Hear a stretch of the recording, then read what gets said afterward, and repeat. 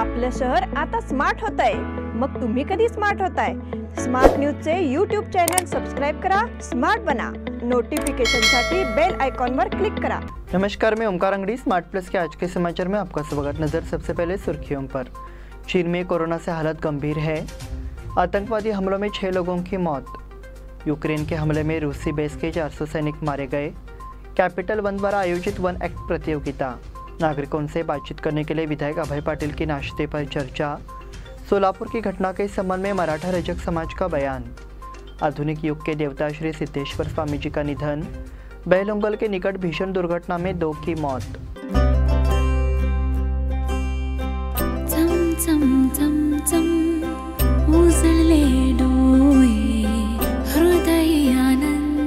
BS Channabasappa and Sons, the Textile Mall at Tilakwadi, Belagavi. कोणताही photo घेण्याआधी पुढे येणाऱ्या अपेक्षित क्षणाची कल्पना मला आधीपासून असते। नमस्कार, मी अमित शिंदोरे। या क्षणांना सुरेख पद्धतीने कॅप्चर करण्यासाठी माझ्याकडे नेहमी एक योजना असते। निकॉनच्या नवीन Z62 सोबत माझ्या कल्पनेपासून ते छायाचित्रपर्यंतचा प्रवास हा अतिशय सहज असतो। कधी काही भावुक क्षण पडद्याच्या मागे लपलेले असतात आणि कधी काही क्षण अचानकपणे समोर येतात।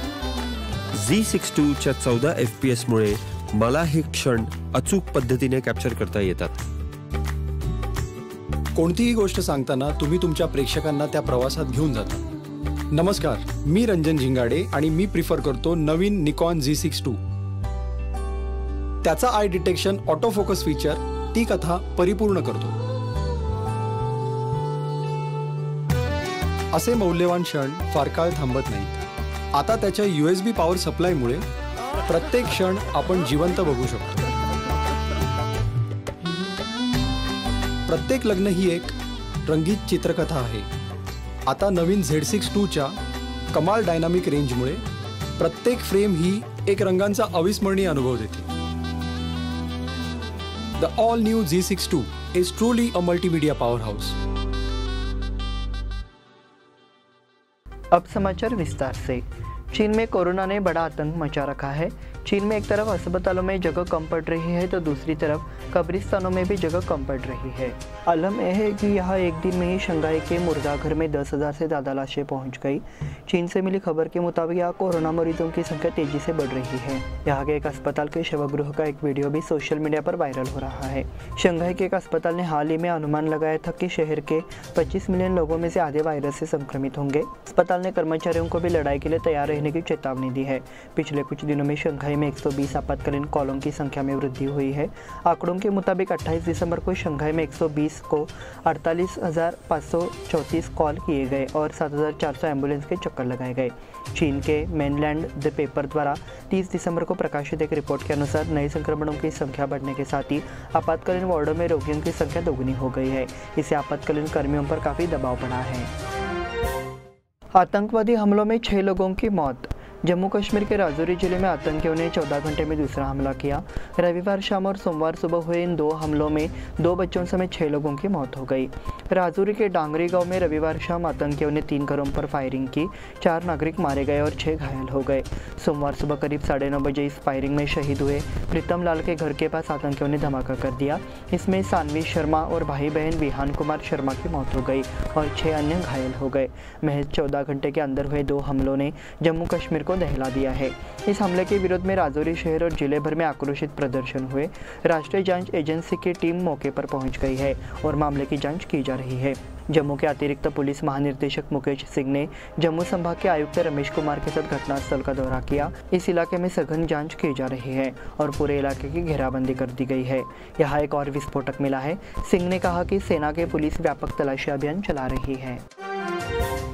यूक्रेन के हमले में रूसी बेस के 400 सैनिक मारे गए। यूक्रेन के अखबार द इंडिपेंडेंट के मुताबिक रूसी सैनिकों ने एक स्कूल की बिल्डिंग में शरण ली थी।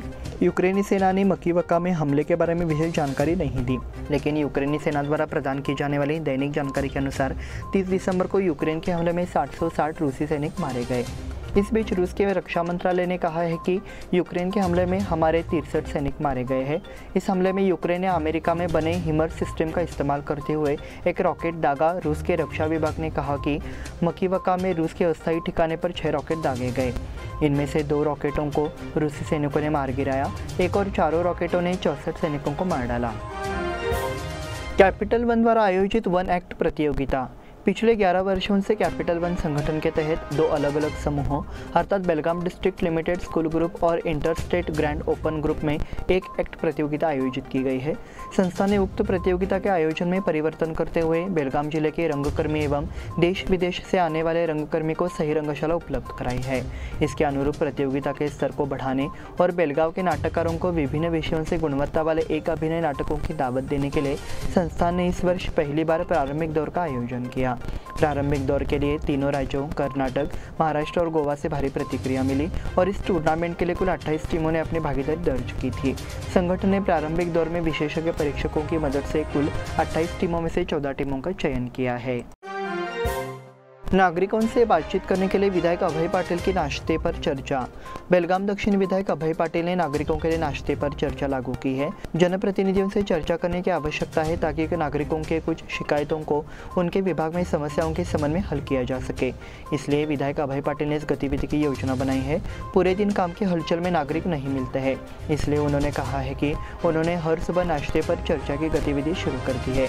इस कार्यक्रम में नागरिकों से अनुरोध किया गया है कि वे अपनी शिकायतें लिखित रूप में लेकर आए। इस आयोजन में पधारे विधायक अभय पाटिल सहित वार्ड पार्षद और संबंधित अधिकारी मौजूद रहेंगे। 5 वार्डों के नागरिकों के लिए प्रतिदिन 5 दिनों तक ये कार्यक्रम आयोजित करने की योजना लागू की गई है। सोलापुर की घटना के संबंध में मराठा रजक समाज का बयान।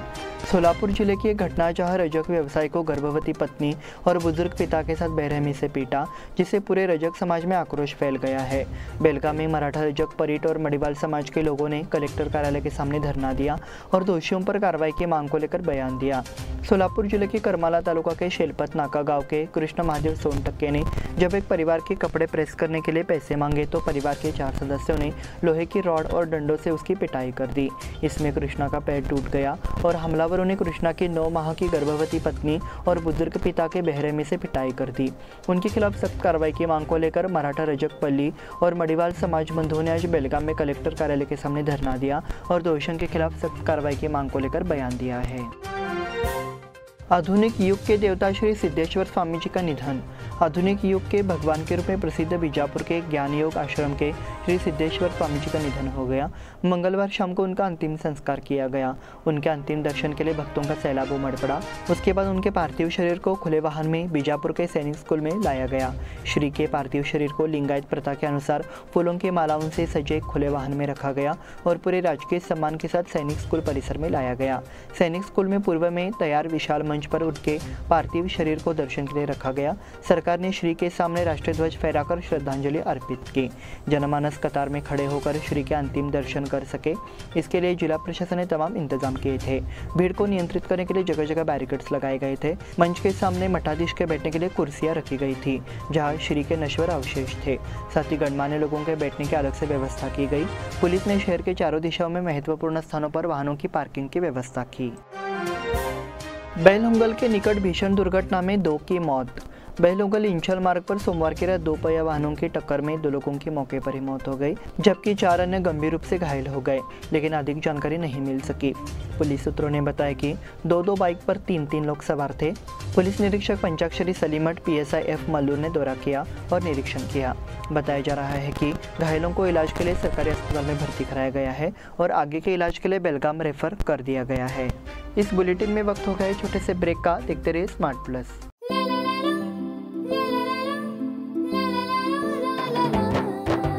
जले दीप अंगना में होगी रोशन दुनिया, पलकों तले छा जाए चांद तारों का साया।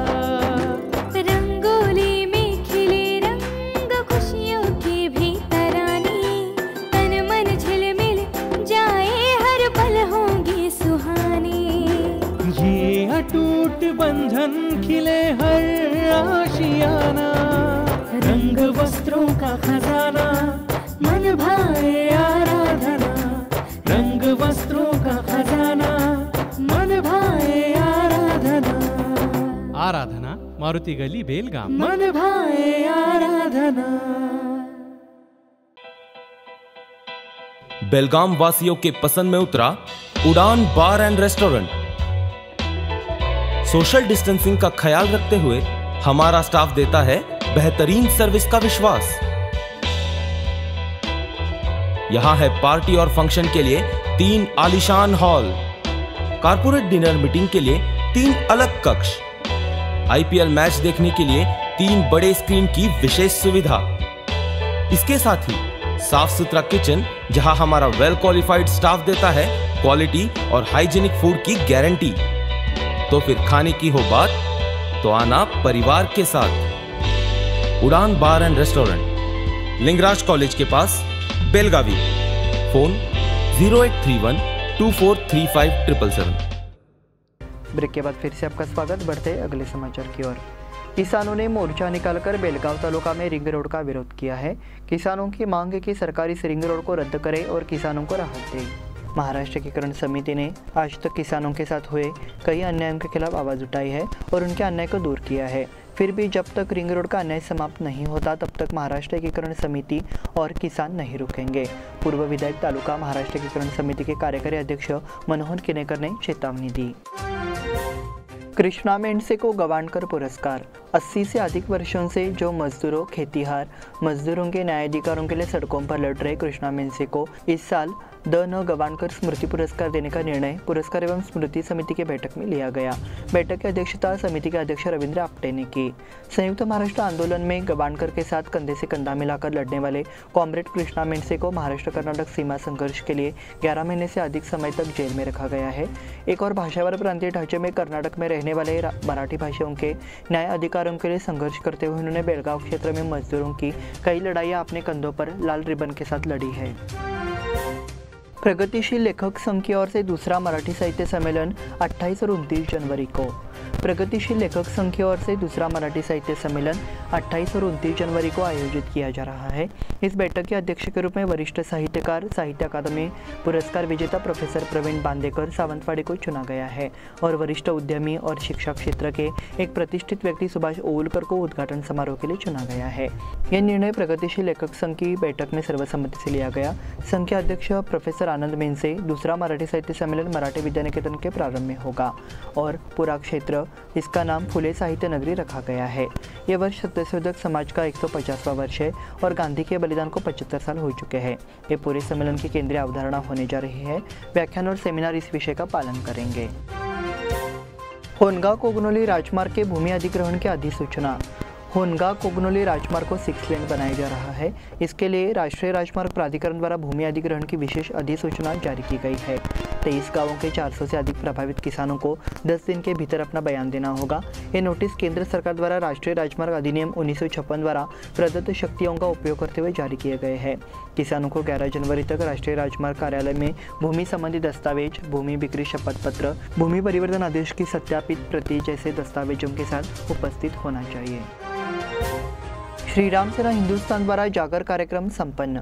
श्री राम सेना हिंदुस्तान की ओर से आयोजित जागर कार्यक्रम में सैकड़ों युवाओं ने रात गुजारी, जिसमें लाठी मेला, ढाल तलवार चलाना और चपलता दिखाना, धर्म और संस्कृति की रक्षा के लिए बुजुर्गों का मार्गदर्शन करना और पोवाड़ा के माध्यम से शिवकालीन के इतिहास का उद्घाटन करना शामिल था। 31 दिसंबर को राजहंसगढ़ में किसी तरह की अप्रिय घटना न हो, इसके लिए आयोजन किया गया था। युवाओं को शराब और अन्य व्यसनों की लत से मुक्त होकर स्वस्थ रहना चाहिए। श्री राम सेना हिंदुस्तान की ओर से ये जागर कार्यक्रम धर्म संस्कृति के प्रति जागरूक करने तथा शिवकाल के इतिहास के पुनरावलोकन के लिए आयोजित किया गया था। इस अवसर पर इस्कॉन के वरिष्ठ जनों द्वारा मार्गदर्शन प्रदान किया गया है। नगर अध्यक्ष उमेश कुरियालकर, तालुका अध्यक्ष भरत पाटिल ने भी शोक व्यक्त किया। रात में मर्दाना खेलों का प्रदर्शन दिखाया गया। क्षेत्र के युवा राजहंसगढ़ में एकत्र हुए थे। मर्केंटाइल सोसाइटी द्वारा स्वर संध्या कार्यक्रम। Mercantile cooperative society and mercantile services association की ओर से प्रतिवर्ष आयोजित होने वाला स्वर संध्या कार्यक्रम इस वर्ष आयोजित किया गया। रामनाथ मंगल कार्यालय में 10 और 11 जनवरी को होगा। मर्केंटाइल सोसाइटी के अध्यक्ष संजय मोरे के अनुसार प्रसिद्ध गायिका पद्मजा फेनानी जोगलेकर और उर्मिला धनगर इस कार्यक्रम में शामिल होंगी और बेलगाम के लोगों के लिए संगीत कार्यक्रम अविस्मरणीय होगा। तालुका से हजारों श्रद्धालु सौंदत्ती के लिए रवाना। यलामा यात्रा के लिए ग्रामीण क्षेत्रों से हजारों की संख्या में श्रद्धालु सौंदत्ती के लिए रवाना हो रहे हैं। भक्त निजी वाहनों में यात्रा किए जाते हैं। तालुका के गांवों से बड़ी संख्या में यलामा देवी के भक्त हैं। यलामा के कई परिवारों की पारिवारिक देवी के रूप में प्रसिद्ध है। हर साल यलामा महिला भक्त जाती है। वहाँ पाद्य चढ़ाना, यात्रा करना आदि कर्मकांडों का आयोजन किया जाता है। इसके लिए श्रद्धालु बड़ी संख्या में जा रहे हैं। यलामा यात्रा के लिए उजगांव का पूरा गांव रवाना हो गया है। रविवार को गांव के 12,000 श्रद्धालु 250 से अधिक वाहनों में सवार होकर सौंदत्ती गए हैं। इसी के साथ स्मार्ट प्लस के आज के समाचार समाप्त हुए। धन्यवाद।